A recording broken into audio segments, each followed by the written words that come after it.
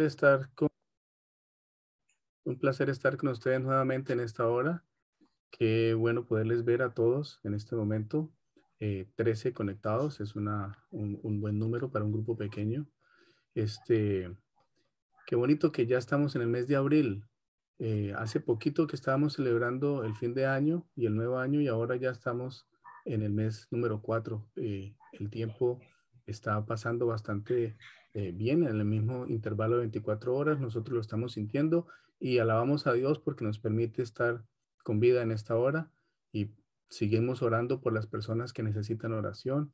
Y bueno, hoy entramos en la última doctrina que está en las Sagradas Escrituras, como la interpreta la Iglesia Adventista del Séptimo Día. La última doctrina, que es la doctrina de los eventos finales. Y la doctrina de los eventos finales se divide en unas creencias, 5 creencias, y hoy vamos a ver la primera, que es la doctrina número 24, que es Cristo, el ministerio de Cristo en el santuario celestial. Entonces, vamos a compartir la pantalla y vamos a mirar este tema tan interesante que la verdad que es de las únicas doctrinas que nos identifica de manera diferencial con el resto del cristianismo. Nosotros, como Iglesia Adventista del Séptimo Día, hemos interpretado la parte que habla la Biblia sobre el santuario como una creencia fundamental de las Sagradas Escrituras y del trabajo que hace Jesús en el cielo. Entonces, hubo un pasaje que el Señor Jesucristo nos dejó y que podemos leer, eh, que dice, yo me voy a ir para el cielo, pero no se preocupen, que yo me voy a ir a preparar un lugar para que donde yo esté, ustedes también puedan estar. Entonces el Señor dice, no se turbe vuestro corazón. Y nos dice, mira, voy a preparar mansiones y cuando ya esté listo, entonces yo regreso para llevármelos a donde yo esté. Pero resulta que eso pasó hace más de 2000 años ya, y Cristo no ha regresado. Entonces, el mundo cristiano en su inmensa mayoría piensan que el Señor Jesús se fue al cielo a preparar mansiones para nosotros. Pero ese mismo Jesús, ese mismo Dios que con su voz trajo al mundo la existencia de las cosas, que con su voz trajo las galaxias a la existencia, que con su voz trajo los planetas a existir, solamente habló y existió, dijo y fue hecho. ¿Cómo así que se está demorando ya 2000 años en preparar una mansión? Algunas personas piensan que él está con martillos y clavos y ladrillos y cemento haciendo una mansión o los materiales del cielo, piedras preciosas, calles de oro, puertas de perlas, y le ha tomado todo este tiempo en regresar. Pero realmente es obvio que algo más interesante que eso está ocurriendo allá en el cielo. Pues, ¿qué es lo que Cristo está haciendo en el cielo? Pues ahí encontramos ahora que en la Biblia hay muchísimos pasajes que nos muestran qué es lo que Jesús estaba haciendo en el cielo. Entonces, a través de toda la escritura, se presume la existencia de un santuario o un templo celestial.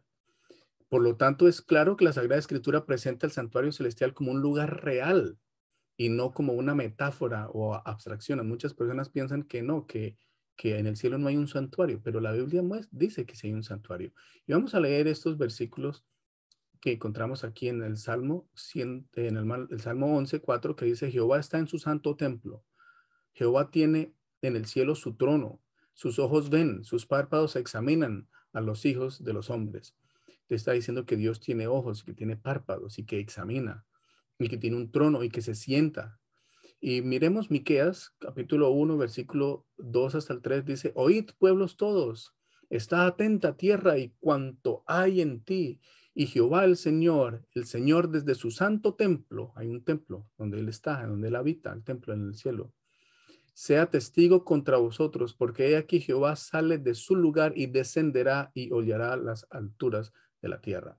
Y Hebreos, capítulo 8, y si leemos el versículo 1 y 2, dice, ahora bien, el punto principal de lo que venimos diciendo es que tenemos tal sumo sacerdote, el cual se sentó a la diestra del trono de la majestad en los cielos, ministro del santuario y de aquel verdadero tabernáculo, que levantó el Señor y no el hombre. Si lo levantó el Señor es porque está en el cielo, no lo levantó el hombre. Entonces el Señor Dios está en el cielo. Nuestro Señor Jesucristo, cuando resucitó y ascendió, entró a un lugar real en el cielo, un santuario que está allá en el cielo.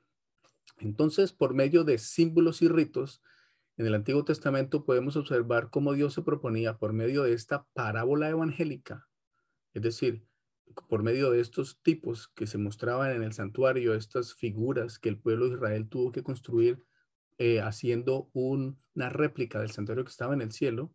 Entonces el Señor se permitía o quería enfocar la fe de Israel sobre el sacrificio y el ministerio sacerdotal del Redentor del mundo, que es el Cordero de Dios que quita el pecado del mundo. Entonces vamos a leerlo en Gálatas. No traje esos versículos ahora, pero en Gálatas 3:23 y en Juan 1:29 claramente nos muestra que el Señor está en el cielo y que Él es el Cordero de Dios que quita el pecado del mundo. Bueno, entonces, en el santuario podemos ver ilustrado tres fases del ministerio de Cristo. Un sacrificio sustitutivo, o sea, el Señor Jesucristo muere y no nosotros los que merecemos la muerte. El corderito era el que moría y no el israelita que traía el corderito.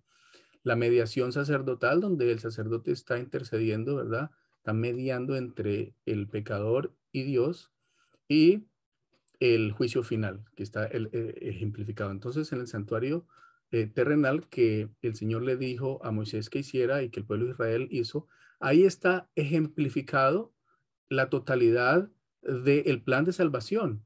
Y entonces encontramos unos apartes muy bonitos, como el santuario tenía el altar del altar del sacrificio.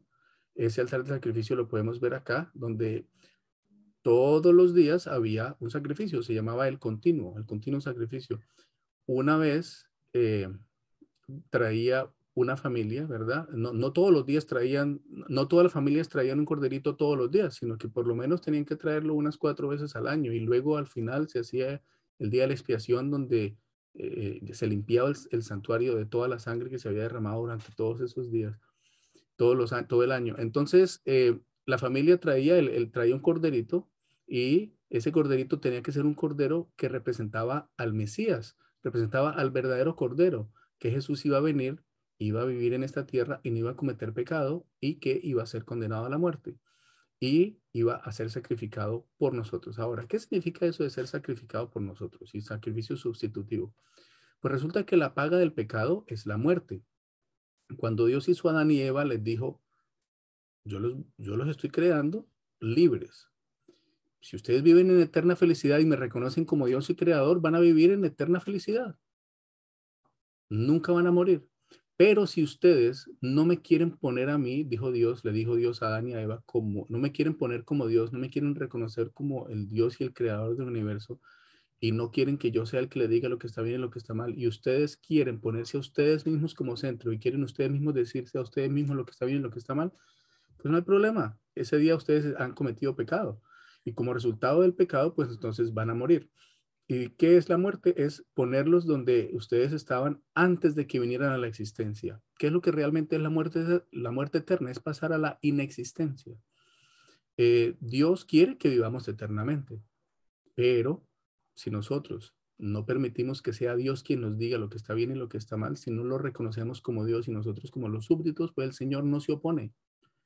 Nos ama mucho, nos da invitaciones de todo tipo, nos trata de persuadir con gemidos indecibles, dice el apóstol Pablo, que el Espíritu Santo nos habla, nos trata de hablar para que nosotros veamos las maravillas que Dios hace, que veamos lo asombroso que Dios es, el amor que Dios tiene con nosotros, y nos enamoremos de Él y queramos parecernos a Él, imitarlo a Él y ser seguidores suyos.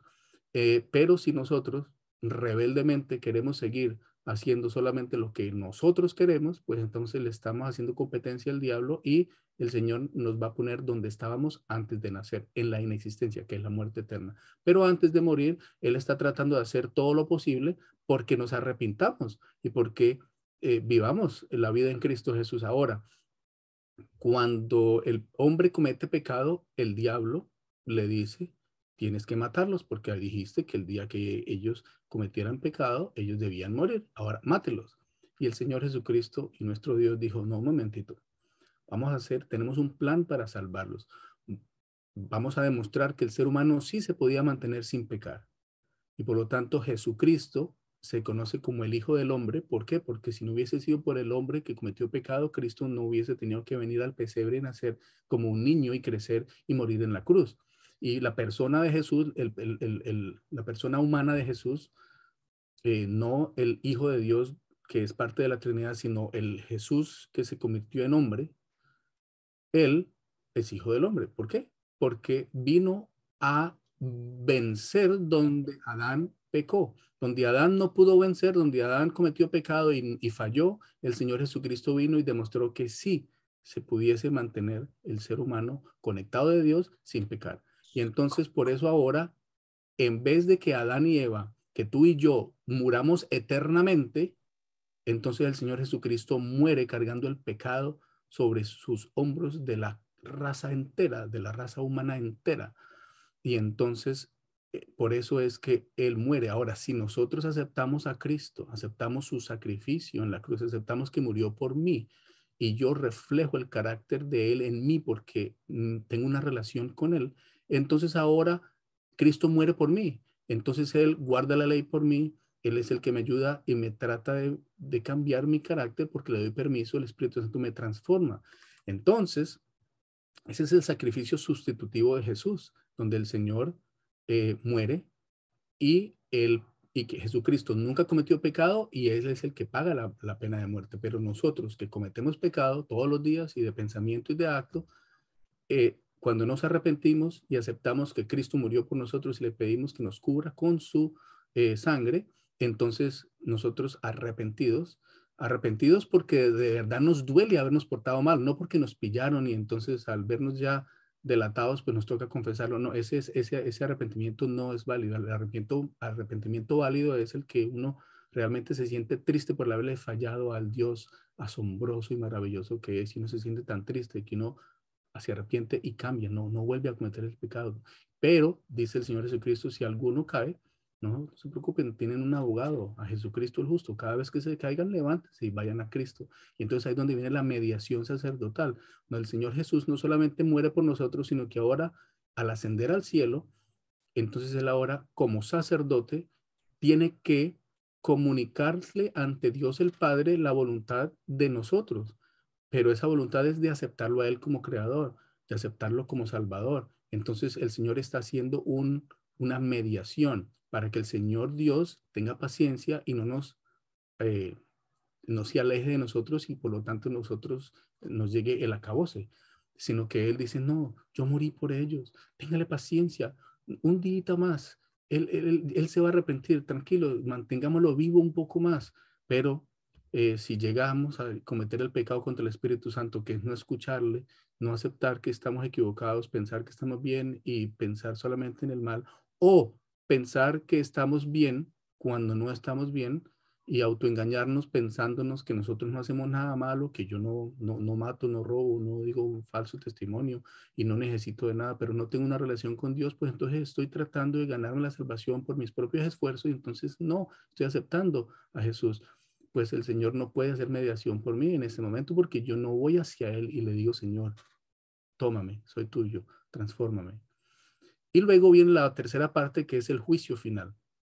Resulta que la acusación de Satanás, la acusación de Lucifer que él le hizo a Dios de que Dios no era un Dios justo, de que él era un Dios vengativo, que quería toda la gloria y la honra para él y no quería dejarle a nadie nada, y que él era un Dios vengativo, que el que se portaba mal lo exterminaba y todo eso, pues entonces los ángeles quedaron como, oh, ¿cómo así? Pues porque Satanás tuvo acceso a la misma presencia del Señor, vio detrás de la cortina cosa que los otros ángeles y los otros habitantes de otros mundos nunca pudieron hacer ni pudieron ver. Entonces, él, el Lucifer le dijo a los ángeles, miren, yo he visto detrás de la cortina y lo que he visto no es bueno. Entonces, los ángeles estaban confundidos y le creyeron. Pero ahora el resto del universo estaba viendo, ¿será que es verdad que Dios es así? ¿Cómo así? Entonces, Dios, la única opción que tuvo es la opción de un Dios de amor, porque Dios es amor.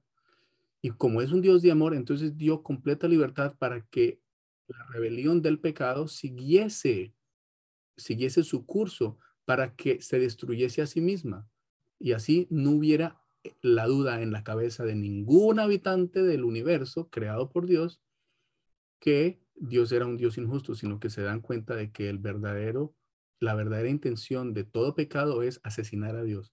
Todo pecado que nosotros cometemos, la intención que hay detrás es matar a Dios, es que Dios no existe y que yo sea quien diga lo que está bien y lo que está mal, es acabar. Entonces, el Señor hace un juicio al final de la historia donde el que está en el juicio no soy yo ni eres tú, el que está en el juicio es Dios, a él lo están juzgando si él es justo o no. Y entonces está la vida de cada uno de nosotros como testigos que vamos o a favor de Dios o en contra de Dios.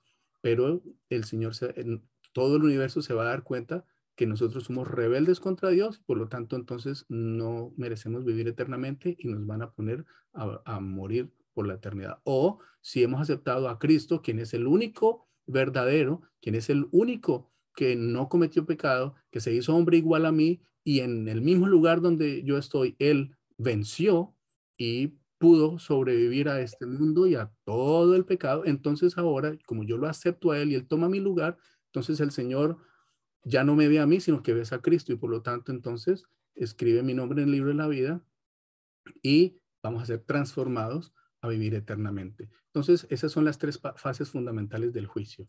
Entonces, cada sacrificio del santuario simbolizaba la muerte de Jesús para el perdón de los pecados, como lo hemos dicho.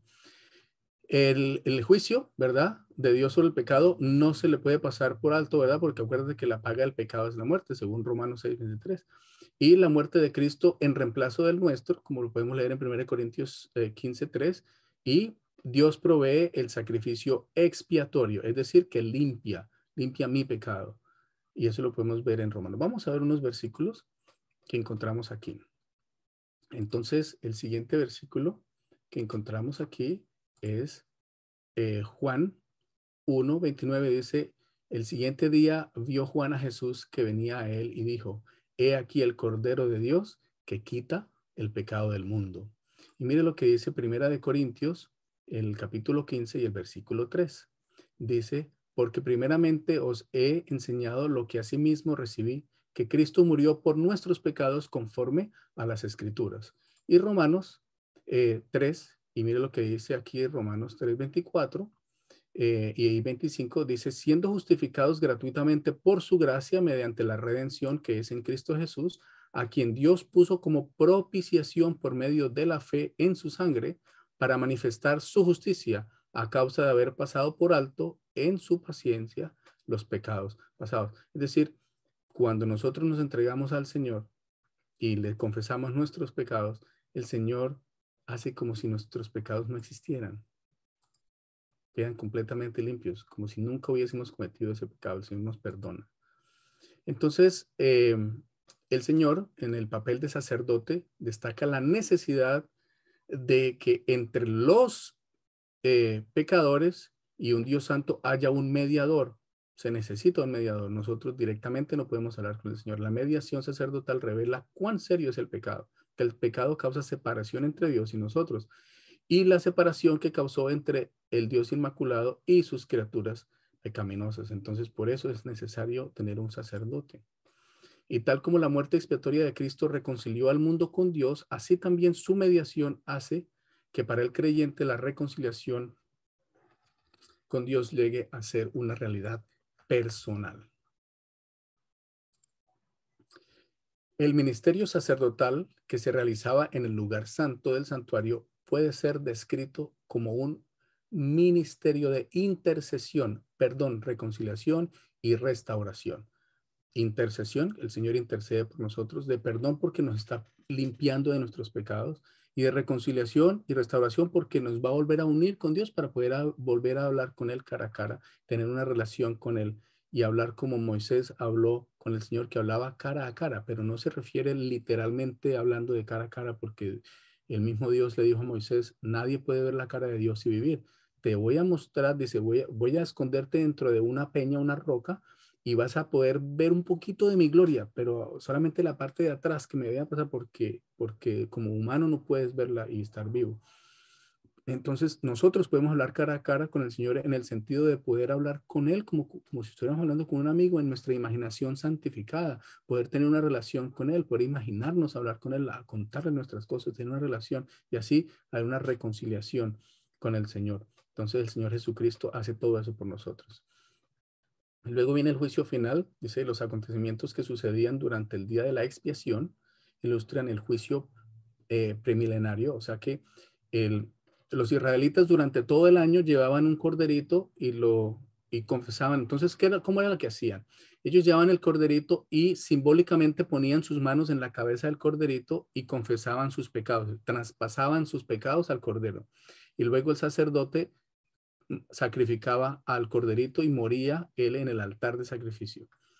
Eh, Jesús era el que debía haber muerto en el altar de sacrificio, pero a los suyos vino y los suyos no lo recibieron, no lo reconocieron como el Mesías. Entonces Jesús no pudo morir en el santuario siendo sacrificado por el sumo sacerdote, sino que él murió a mano de los romanos en una cruz y en un instrumento de tortura de los de allá de los egipcios del norte, y matado por el orden del emperador y de los romanos, cosa que fue causada por los judíos que no lo aceptaron como al Mesías. Pero si ellos hubiesen notado, si hubieran estudiado las profecías, si hubieran estudiado completamente, como le dijo Jesús en Juan 5:39, les dijo, mire, ustedes estudian la Biblia, dice, vosotros estudiáis o escudriñáis las escrituras porque creéis que al hacerlo encontraréis la vida eterna, pero no, son las escrituras las que dan testimonio de mí. Entonces dice, y se han encargado de no venir a mí. O sea, están leyendo la Biblia como un requisito, nada más porque creen que por leerla ya se van a salvar. No, no, la Biblia es una herramienta para encontrarme a mí, que soy el camino, la verdad y la vida. Entonces, cuando el Señor le pidió a Moisés que sacrificara a Isaac, ya Moisés tenía en su mente el esquema de sacrificios que era el que debía morir era Cristo, el Mesías iba a venir en el futuro y iba a morir por Abraham, iba a morir por la raza humana. Cuando le dice Dios a Abraham que iba a sacrificar a su hijo, por la cabeza de Abraham pasó, o sea que mi hijo es el Mesías. ¿Cómo así? No puedo comprender, porque dice las Sagradas Escrituras que cada mujer israelita, cada vez que le nacía un hijo y era varón, ellos pensaban que ese iba a ser el Mesías. Cuando a Eva le nació su primer hijo, ellos pensaron que Caín iba a ser el Mesías. Y el Señor les dijo, no tan rápido. Se va a demorar un poquito más. Entonces, cuando Isaac, siendo un niño de 17 años, su padre ya un anciano, porque ya era un anciano que pasaba, ya era muy anciano ya, eh, cuando él le dice, mira, aquí está el altar del sacrificio y el cordero realmente eres tú. ¿Cómo así? Yo soy el Mesías. No puede ser, en serio. No. Se dejó amarrar. Hubiese sido un niño que no hubiese comprendido la doctrina, que no hubiese comprendido la relación que su padre tenía con Dios. Sale corriendo y dice, mi padre se volvió loco y sale corriendo y se escapa. Pero ellos entendieron y se montó Isaac en el altar y cuando Abraham va a sacrificar, el Señor dice, no tanto, no tan rápido. Era una prueba de fe. Ese no es el Mesías. El Mesías va a venir en el futuro, va a nacer de la descendencia de Isaac. Por ahora, mire, allá detrás de aquel arbolito está un corderito, vaya, tráigalo y sacrifiquen a ese. Entonces, el Señor Jesucristo debía haber muerto ahí en el altar de sacrificio, en el templo, pero el pueblo de Israel lo rechazó, no lo aceptó. Y estaba profetizado en la profecía de las 70 semanas que ellos lo iban a rechazar. Dice el ministerio en el lugar santísimo, ¿verdad? Ya cuando el Señor pasa ya de ser la parte intercesora y ahora pasa a lo que es la parte del juicio, dice la segunda división del ministerio sacerdotal está centrada primordialmente en el santuario. Esta forma de ministerio cuyo foco era el lugar santísimo del santuario y que únicamente podía realizar el sumo sacerdote se limitaba a un día del año religioso. Entonces en la tierra aquí el sacerdote recibía los sacrificios que traían todos los días del año, todas las familias israelitas, pero un día al año, que era el día de la expiación o de la limpieza total, el sacerdote entraba pasaba del lugar santo a el lugar más santo de todos, que en español se ha utilizado la palabra santísimo. En inglés se entiende mejor que en español. En inglés se dice holy y most holy, o sea que no hay ningún otro más santo que ese. En español, santísimo, en el lenguaje de hace 300 años, se entendía en el diccionario. Hoy en día, decir santísimo no tiene esa misma connotación del opuesto del hipocorístico o del superlativo. Entonces, es el lugar santo y el más santo, pasaba al santísimo, o sea, que no haya más santo, es decir, donde está la presencia directa del Señor. Entonces el sacerdote pasaba del lugar santo donde hacía la intercesión durante todo el año, ¿verdad? Con los panes de la proposición y estaba también el candelero con la luz y todo, y él esparcía la sangre de los corderitos en las cortinas y todo durante el año, pero cuando llegaba el día de la expiación, entonces entraba ahora el sacerdote al lugar santísimo para llevar los pecados de todo el pueblo acumulados de todo el año, es decir, de la existencia completa de toda la humanidad, representando a Cristo Jesús, que ahora entra al lugar santísimo para hacer una expiación, una limpieza, limpiar los pecados y ahora hacer el juicio comprobatorio para demostrar por qué las personas son salvas o por qué no. Entonces el día de la expiación describía gráficamente las tres fases del juicio final. La remoción de los pecados del santuario, o sea, se limpiaba, ¿verdad? La fase investigadora, y la fase investigadora es anterior al advenimiento del juicio ejecutivo. Entonces, la parte investigadora es no que Dios necesite saber si esto es así o no, no, simplemente que el universo entero está observando que Dios sí es realmente justo y esta persona porque sí se salva y esta persona porque no. Entonces después venía el destierro del chivo expiatorio. El chivo expiatorio era un chivito, que no era un ovejito, era un chivo, donde simbólicamente significaba el diablo, que es que se mandaba al desierto a morirse. Y ahí es la prisión milenaria de Satanás. Y el campamento estaba limpio, los resultados de la tercera fase del juicio, es decir, de su aspecto ejecutivo, y entonces ahí queda representado en el santuario terrenal lo que pasa. El santuario es la tierra, el lugar santísimo es el cielo donde Dios habita, y entonces Jesucristo es el Cordero, y el sacerdote también es Cristo, quien intercede por nosotros. Entonces, la profecía de las 70 semanas que se registra en el capítulo 9 de Daniel predecía la inauguración del ministerio sacerdotal de Cristo en el santuario celestial, como lo podemos leer en Daniel 9:24. Cristo comenzó su ministerio como sumo sacerdote e intercesor. Entonces, vamos a leer este versículo que está aquí en Daniel 9:24 dice que 70 semanas están determinadas sobre tu pueblo y sobre tu santa ciudad para terminar la prevaricación y poner fin al pecado y expiar la iniquidad, para traer la justicia perdurable y sellar la visión y la profecía y ungir al santo de los santos. Y ahí es cuando Jesús va a ser coronado como Rey de Reyes y Señor de Señores al final de los tiempos. Y aquí en Daniel 8:14 y vamos a leer Daniel 8:14 hasta el 17. Dice, y él dijo, hasta 2300 tardes y mañanas, luego el santuario será purificado. Y aconteció que mientras yo, Daniel, consideraba la visión y procuraba comprenderla, he aquí se puso delante de mí uno como apariencia de hombre. Y oí una voz de hombre entre las riberas del Ulai que gritó y dijo, Gabriel, enseña a este la visión.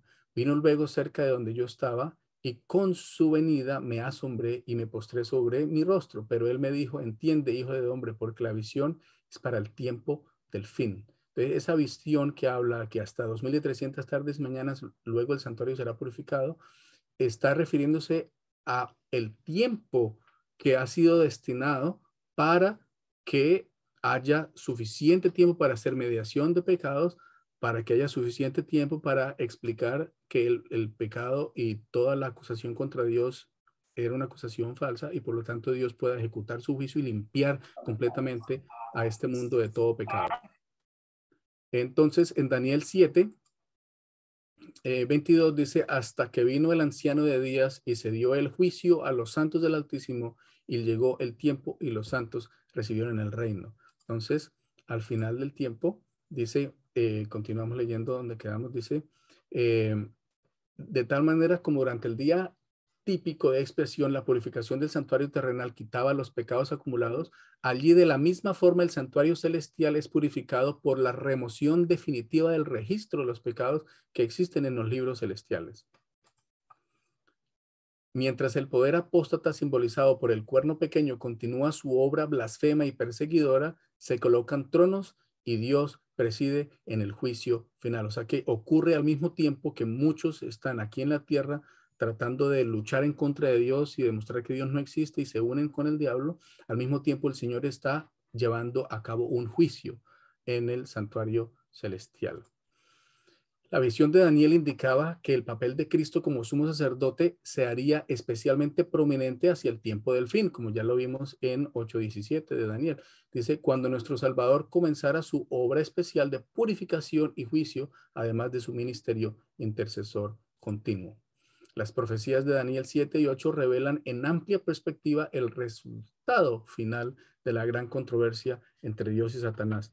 Y la Iglesia Adventista ha hecho varios esquemas, varias explicaciones gráficas de los 2300 días, donde dentro de los 2300 días está las 70 semanas que habla Daniel y está también el tiempo es la mitad de un tiempo o los,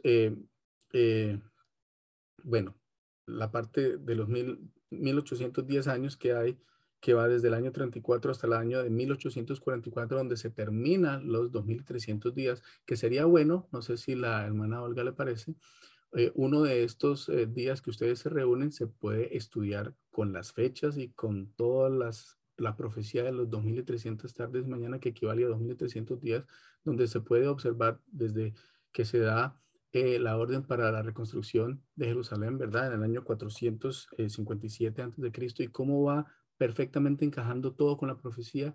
Se dice en qué fecha iba a nacer el Mesías, en qué fecha iba a morir, qué fecha iba a ser bautizado, en qué fecha iba a morir, en qué fecha iba a ascender hacia el cielo y todo lo demás.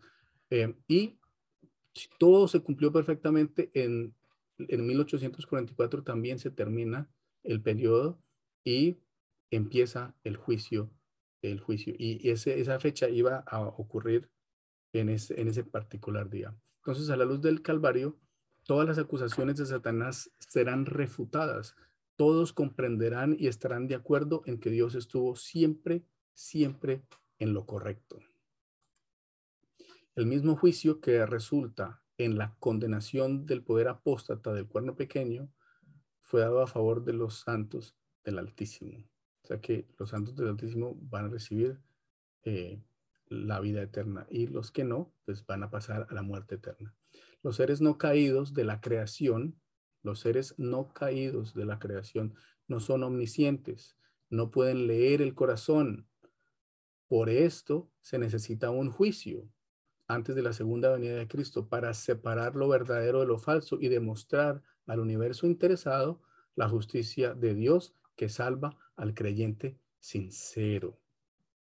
Si bien es cierto que vivimos en el periodo pavoroso del día antitípico de la expiación, no necesitamos temer. ¿Por qué? Porque Jesucristo, en su doble capacidad de sacrificio y sacerdote, ministra a favor nuestro en el santuario celestial. Y yo quiero que miremos estos versículos tan espectaculares que encontramos aquí en Hebreos capítulo 4 y vamos a leer hasta el versículo 16, perdón. Mira lo que dice Hebreos 4, dice, porque en cierto lugar, está hablando el que escribió el libro de Hebreos, nos está diciendo que en cierto lugar de la Biblia dice, dijo así del séptimo día y reposó Dios de todas sus obras en el séptimo día. Y otra vez aquí, no entrarán en mi reposo. Dice, por lo tanto, puesto que falta que algunos entren en él y aquellos a quienes primero se les anunció la buena nueva no entraron por causa de desobediencia, otra vez determina un día, hoy diciendo después de tanto tiempo por medio de David, como se dijo, si oyereis su voz, oí su voz, no endurezcáis vuestros corazones. Porque si Josué les hubiera dado el reposo, no hablaría después de otro día. Por tanto, queda un reposo para el pueblo de Dios, porque el que ha entrado en su reposo también ha reposado de sus obras como Dios de las suyas. Procuremos pues entrar en aquel reposo, es decir, encontrarnos con Cristo, que es el que nos va a dar el reposo permanente en nuestro corazón, ¿verdad?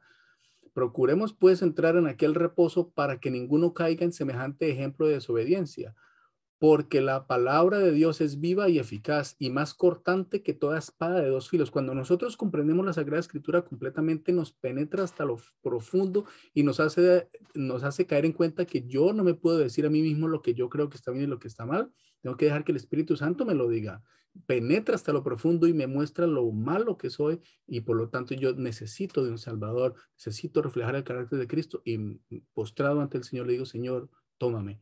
Entonces, por eso dice aquí que la palabra de Dios es viva y eficaz y más cortante que toda espada de dos filos, y penetra hasta partir el alma y el espíritu, las coyunturas y los tuétanos, y discierne los pensamientos y las intenciones del corazón. Y no hay cosa creada que no sea manifiesta en su presencia. Antes bien, todas las cosas están desnudas y abiertas a los ojos de aquel a quien tenemos que dar cuenta.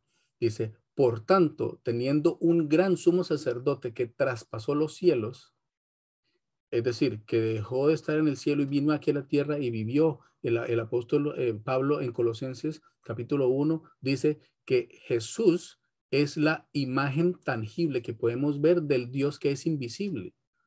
Entonces, dice: por tanto, teniendo a un gran sumo sacerdote que traspasó los cielos, Jesús, el Hijo de Dios, retengamos nuestra profesión de fe, o sea, profesemos nuestra fe. Dice: porque no tenemos un sacerdote que no pueda compadecerse de nuestras debilidades. Es decir, que Cristo siempre va a poder comprendernos porque vivió lo que nosotros vivimos hoy. La parte mental, las decisiones que tenemos que tomar, Cristo ya las vivió y Él nos compadece. Él sabe la lucha que tenemos en nuestro corazón. Entonces dice: porque no tenemos un sumo sacerdote que no pueda compadecerse de nuestras debilidades, sino que fue tentado en todo según nuestra semejanza, pero sin pecado.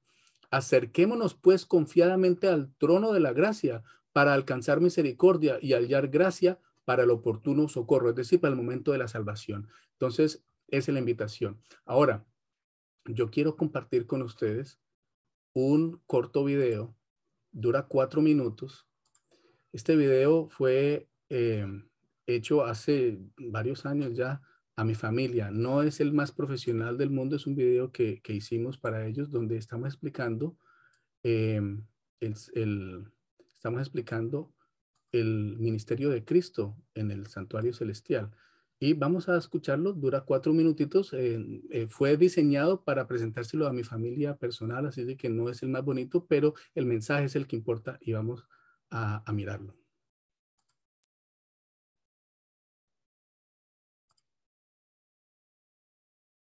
Familia bella.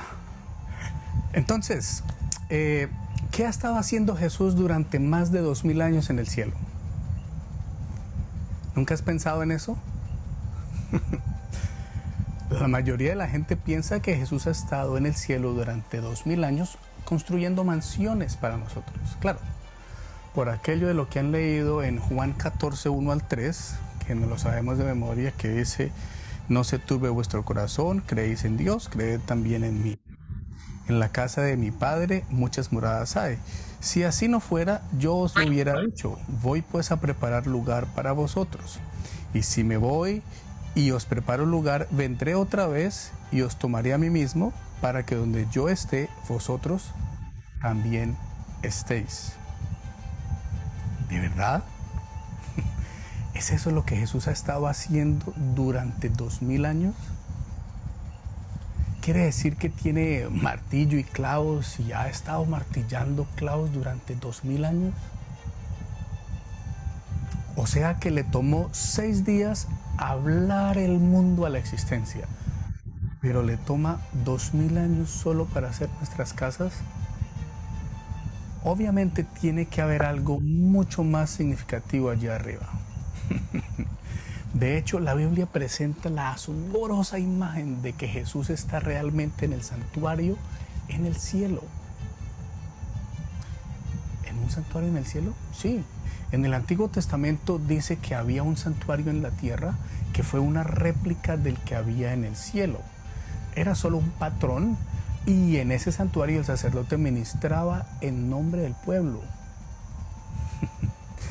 El sacerdote era el mediador entre Dios y el hombre. La Escritura nos dice que cuando Jesús ascendió al cielo, entró en el santuario celestial.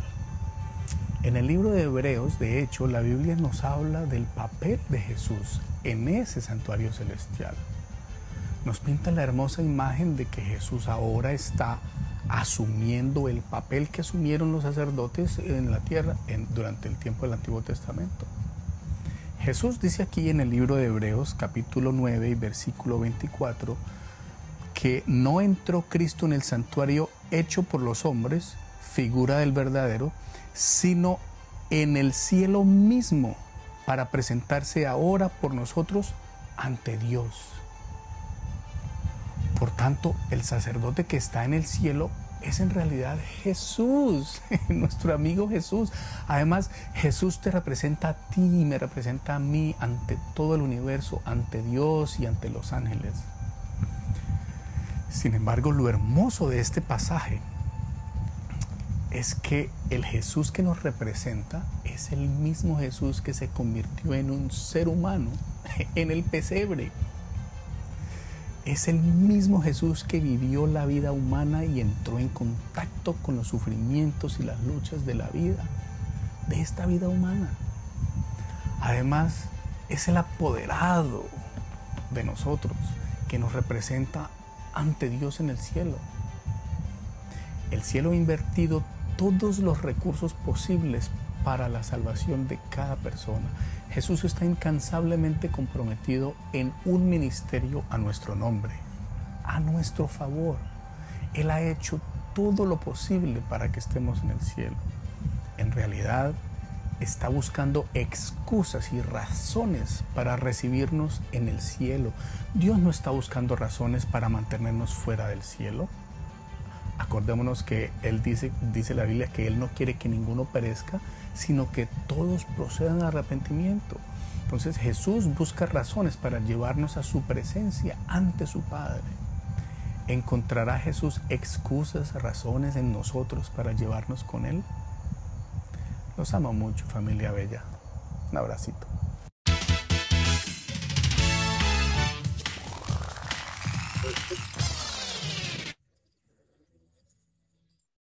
Ok. Entonces, ese era el cortito video que teníamos. Y entonces aquí hemos podido ver a ciencia cierta, con una bastante buena, una explicación con buenos textos bíblicos, cuál era o cuál es el ministerio que Jesús ha estado realizando en el cielo. ¿Cuántos de ustedes quieren decirle al Señor en esta hora: Señor, yo quiero aceptarte como mi intercesor, quiero aceptarte como mi salvador, quiero aceptarte como la persona que murió para que yo no tenga que morir? Como yo quiero aceptarte, quiero vivir eternamente, quiero reflejar tu carácter, me acerco a ti en esta hora. ¿Alguno de ustedes quiere decirle eso al Señor en este momento? Amén. ¿Es su deseo y oración? Amén. Amén. Dios les bendiga. Pues entonces en esta hora les invito para que inclinemos el rostro y hagamos una oración. Querido Dios que estás en el cielo, santificado sea tu nombre. Gracias te damos, Señor, por tus múltiples bendiciones. Gracias te damos por la oportunidad que nos has dado de estar con vida. Gracias, Señor, por el sacrificio de Cristo Jesús en la cruz del Calvario. Pero muchas gracias por el ministerio de Jesús en el cielo, intercediendo por nosotros. Gracias porque no nos dejó solos, sino nos dejó al Espíritu Santo. Gracias, Señor, por el misterio del Espíritu Santo aquí, acompañándonos todos los días. Y en esta hora, Señor, no tenemos miedo del juicio. Por el contrario, queremos que el juicio venga, porque el juicio, Señor, es el que nos va a limpiar de todos los pecados que hemos cometido. Es el que nos va a limpiar de nuestra iniquidad, de nuestro anatema. Y te pedimos, Señor, que nos perdones. Estamos arrepentidos de todo lo malo que hemos hecho y por lo tanto nos postramos delante de ti, Señor, pidiéndote que tú nos limpies de todo pecado. Estamos arrepentidos, estamos completamente pidiéndote con confesión, te estamos mostrando todo nuestro corazón para que entres en él y te pedimos que entres en nuestro corazón y lo limpies de todo mal y de todo pecado y nos ayudes, Señor, para reflejar tu carácter. Gracias por escucharnos en esta hora y te pedimos, Señor, que nos sigas bendiciendo y acompañando. Especialmente te pedimos porque queremos pedirte que tú puedas acompañar a todas las personas que tanto sufren en esta hora, que tienen tanto dolor y sufrimiento, tanto enfermedad, tanta congoja, por todas las dificultades que hay en este mundo.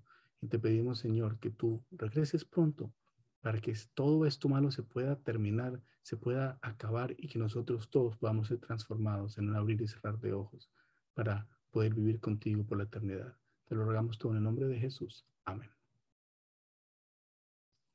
Amén. Muy bien, hermana Olga. Entonces podemos abrir el micrófono por si alguien